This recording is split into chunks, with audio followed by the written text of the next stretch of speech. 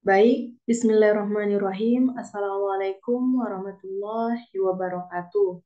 Jadi di video kali ini saya ingin menjelaskan tentang perekonomian Indonesia, yaitu tentang tantangan Indonesia dalam menghadapi middle income trap. Indonesia telah mencapai status negara berpenghasilan menengah, namun menghadapi tantangan untuk meningkatkan produktivitas dan daya saing agar dapat mencapai tahap negara berpenghasilan tinggi. Kebijakan di berbagai sektor menjadi kunci untuk mengatasi hambatan pertumbuhan ekonomi. Di sini ada kebijakan fiskal, yaitu penguatan anggaran belanja produktif. Di sini ada realokasi anggaran. Pemerintah perlu mengurangi belanja yang tidak produktif dan mengalokasikan lebih banyak dana untuk investasi di sektor-sektor strategis. Kemudian ada prioritas infrastruktur. Pembangunan infrastruktur yang memadai dapat meningkatkan konektivitas dan mendorong pertumbuhan ekonomi yang inklusif. Kemudian ada dukungan UMKM. Anggaran belanja produktif juga harus diarahkan untuk memperkuat ekosistem UMKM sebagai tulang punggung ekonomi nasional. Dan di sini ada kebijakan fiskal, yaitu reformasi sistem perpajakan. Yang pertama yaitu memperluas basis pajak, meningkatkan jumlah wajib pajak, dan memperluas cakupan objek pajak di seluruh sektor ekonomi. Yang kedua ada penyederhanaan aturan, menyederhanakan regulasi perpajakan, dan meningkatkan kemudahan kepatuhan wajib pajak.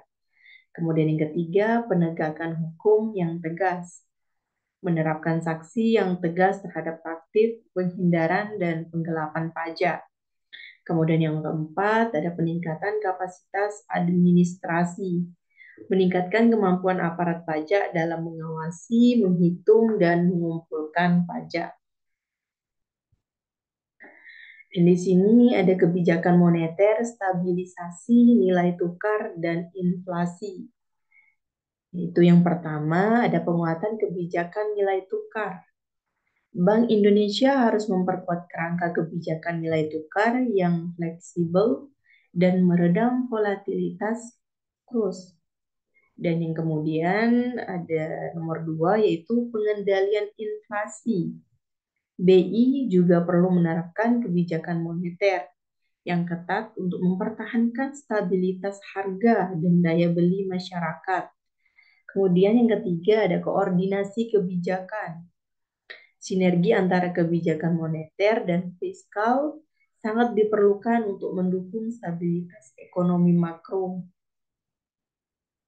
Kemudian yang selanjutnya ada kebijakan moneter, yaitu peningkatan akses pembiayaan bagi UMKM. Pembiayaan mudah. Jadi untuk memperluas akses pembiayaan bagi UMKM melalui skema kredit yang lebih sederhana dan terjangkau. Kemudian ada simpanan yang produktif. Itu mendorong UMKM untuk mengakumulasi tabungan sebagai modal investasi dan ekspansi usaha. Kemudian ada peningkatan kapasitas, menyediakan pelatihan dan pendampingan bagi UMKM untuk meningkatkan kinerja dan daya saing. Dan kemudian yang terakhir ada adopsi teknologi, mendorong UMKM memanfaatkan teknologi digital untuk meningkatkan efisiensi dan jangkauan pasar. Di sini ada kebijakan utang luar negeri, restrukturisasi dan manajemen risiko. Di sini ada restrukturisasi utang, melakukan restrukturisasi untuk memperpanjang jatuh tempo, menurunkan suku bunga, dan meringankan beban.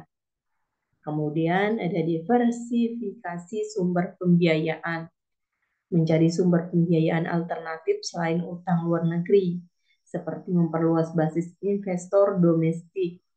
Kemudian manajemen risiko yang prudent, menerapkan manajemen risiko yang hati-hati dalam pengelolaan utang luar negeri untuk meminimalkan potensi gejolak. Kemudian di sini ada kebijakan utang luar negeri, yaitu peningkatan investasi produktif. Yang pertama ada prioritas sektor strategis, mendorong investasi utang luar negeri pada sektor-sektor strategis yang dapat meningkatkan produktivitas dan daya saing. Kemudian yang kedua ada insentif bagi investor, memberikan bagi insentif dan kemudahan bagi investor asing untuk menanamkan modalnya di Indonesia. Kemudian yang ketiga ada perlindungan investor, itu dengan memperkuat kerangka hukum dan regulasi untuk memberikan kepastian dan pelindungan bagi investor asing. Dan kemudian yang terakhir yaitu sinergi kebijakan untuk mendorong pertumbuhan ekonomi berkelanjutan, yaitu dengan penerapan sinergi antara kebijakan fiskal, moneter, dan pengelolaan utang luar negeri yang tepat dan terintegrasi dapat membantu Indonesia keluar dari jebakan negara berpenghasilan menengah dan mencapai pertumbuhan ekonomi yang berkelanjutan. Baik, itu saja tadi penjelasan dari saya. Kurang lebihnya mohon maaf.